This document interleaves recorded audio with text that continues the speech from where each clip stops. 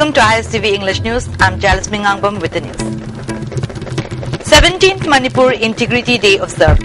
CSO leaders pledge to strengthen emotional bond among communities. Now the news in detail. All Manipur United Clubs Organization Amuko today observed the 17th Manipur Integrity Day solemnly at the Hall of Manipur Dramatic Union at Yai School, Janmastan. Advisor of Amuko, Dr. Dhanabir Laishram, who spoke at the observance, said that there is nothing like he is Kuki, he is Naga. I am Meitei in this reason. We are all oppressed people. Myopic leaders who lack ideology may do all they could to harm the future generations. Earlier in the morning, leaders of Amuko, led by its chief advisor, father of social workers, T.S. Iboyaima, and President Dr. Y. Mani Kuman, offered floral tributes to the memorial site of the integrity pillar at Mapal Kangjubung. Chief Advisor T.S. Iboyaima said on the occasion that lakhs of people took out a protest march on August 4, 1997, showing people's solidarity on the protection of the state's integrity and demanding not to drive a wedge between the people of the hills and the plains.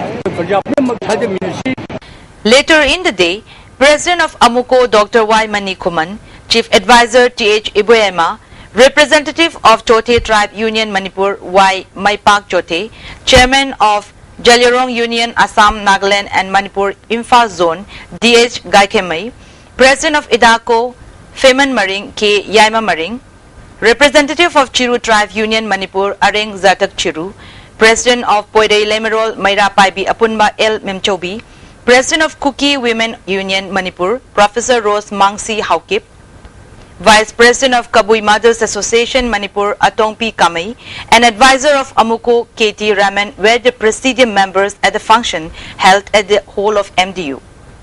Leaders of civil society organizations who spoke at the observance opined that Manipur at present is at a critical juncture. Giving up all isolationist thoughts, we all should act unitedly for the state, they said. We should work together to prevent some people from trying to break up the integrity of Manipur. After 16 years, though the territorial boundary of Manipur has not disintegrated, attempts to destroy the emotional ties among the communities still continue unabated. All people should work together to make Manipur develop equally. Nagas and Kukis need to join hands with the rest of the communities in this endeavor, the speakers opined. Advisor Dr. Dhanabir Laishram said, today, some people are befriending with those who hug large coffers. Instead of lobbing bombs under the push carts, it will be much better to break the coffers, he said.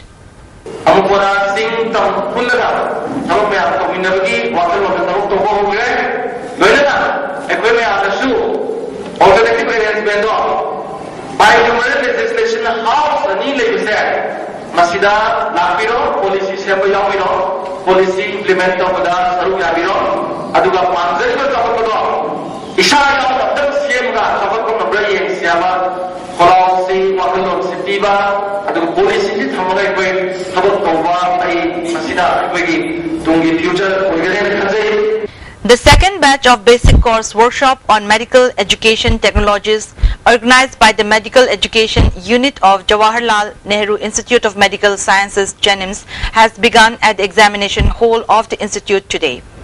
Convener of Medical Council of India Sabita Mohapatra has announced that according to a new statement of the MCI, the certificates of the doctors who participate in the training program will not be issued unless and until the doctors prove with their works that they had participated in the training. Medical Superintendent of JENIMS W. Gopi Mohan was the chief guest. Convener of MCI Sabita Mohapatra was the guest of honor and Director of Jenims H. Lokendra was the president at the inaugural function of the training program. About 30 doctors are taking part in the program.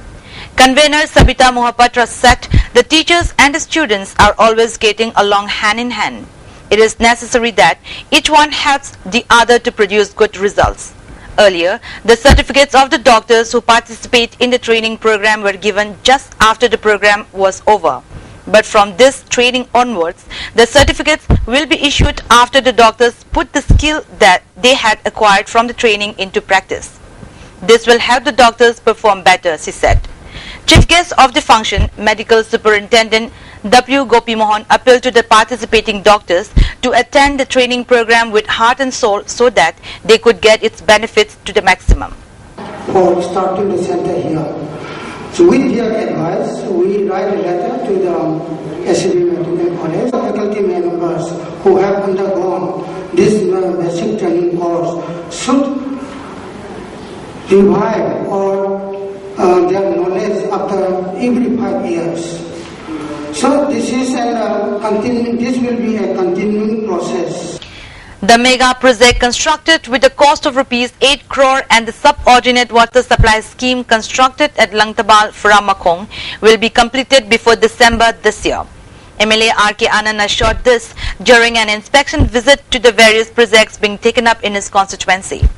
Many officials of various departments also took part in the visit. They visited the site of Washal Canal which is under construction near Kwaketel, Laishram Laikai. The MLA inspected the building of Iraima Seva Association and donated rupees 1 lakh to the association. While inspecting the water supply scheme at Sangaipurao, he said the scheme will be able to provide drinking water to over 4,500 people. The team also visited various other developmental works carried out at Mongsangai and even donated money. Domestic domestic lines, in due course of time, augmentation in terms of lakhs and lakhs of rupees, the time the spend rupees that money can be utilized for a better purpose. Education, the quality life, living of standards, upgrade A sensitization program on SIT certification process and advantages of using certified SIT organized by District Agriculture Officer Imphal East under the sponsorship of Office of SIT Analyst, Department of Agriculture was held at Lamboikul today. President of All Manipur Progressive Farmers Association Joy Nongmaitem, Subdivisional Agriculture Officer Imphal East 1 T.H. Yashkul and SIT Inspector N. Nimai were important guests at the program. S. Surmangol of KVK Thaubal and Deputy Director of Atma Sanatomba spoke on the topic. Surmangol said scientists produce new varieties of SIT. If the farmers are eager to take advantage of it, then they should plant only the certified SITs. Scientists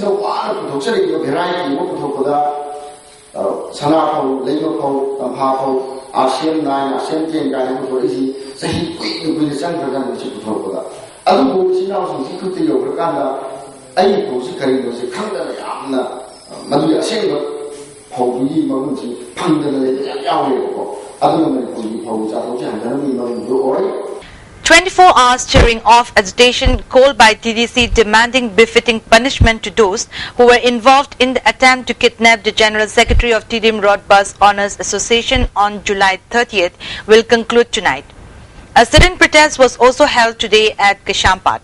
Members of Transporters and Drivers Council and many representatives of different transporters organizations took part in the protest. The protesters held different placards showing slogans, "We demand befitting punishment to kidnappers of Dhanabir."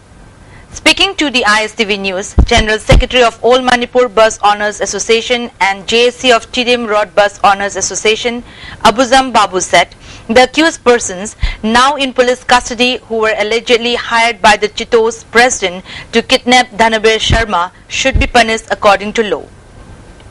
The reason behind the incident is due to contemporary contract permits being issued to other transporters by the state government, he alleged. On the other hand, those transport inspectors who were derelict of their duty should be suspended, he demanded. Further, he drew the attention of the authority concerned for implementation of the Tedium Road Permit Order at the earliest. The fourth installation ceremony of Rotary Club Apollo City was held at the Sangai Hall of Hotel Imphal last night. Vice Chancellor of Manipur University, Professor H.N.K. Sharma, was the chief guest at the installation ceremony.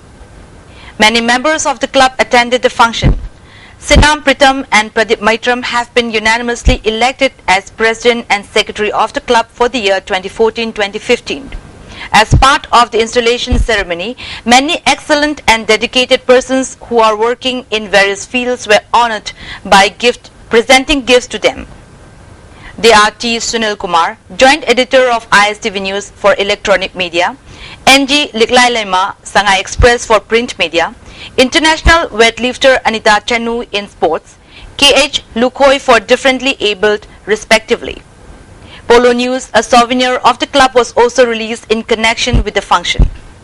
One-day literacy forum on evaluation of old manuscript of Manipur, organized jointly by Sahitya Academy and Research Forum Manipur, was held at the Lamyanba Sanglen Palace compound today. Professor H. Bihari and forum's President M. Lokendro and many distinguished persons took part in the forum. In his speech, Lokendro said, there are lots of similarity in sounds and letters between the Manipuri script and scripts of other Mongoloid countries. However, the status of the other Mongoloid people's script has reached the higher levels. But the Meitei script has been neglected by the people. It is high time discussions were held to develop the script for the generations to come, he said. Right from the time of coming of Hinduism in Manipur, there are certain changes in scripts, alphabets, and more practical. The Manipuris, from the beginning, right from the days of of Manipuri civilization. Now the national and international news. Indian Prime Minister Narendra Modi's maiden visit to Nepal made banner headlines in Nepali dailies, with one saying Modi has won hearts and another noting that his speech in the parliament left lawmakers spellbound. Dailies gave wide coverage to Modi's visit that began Sunday as news were accompanied with photographs of Modi's address to Nepal's parliament, his meeting with Nepali counterpart and mingling with the people on the streets. As soon as Modi's visit was announced, Nepali media had started giving importance to his visit, offering commentaries, op-ed and several other news items related to his itinerary.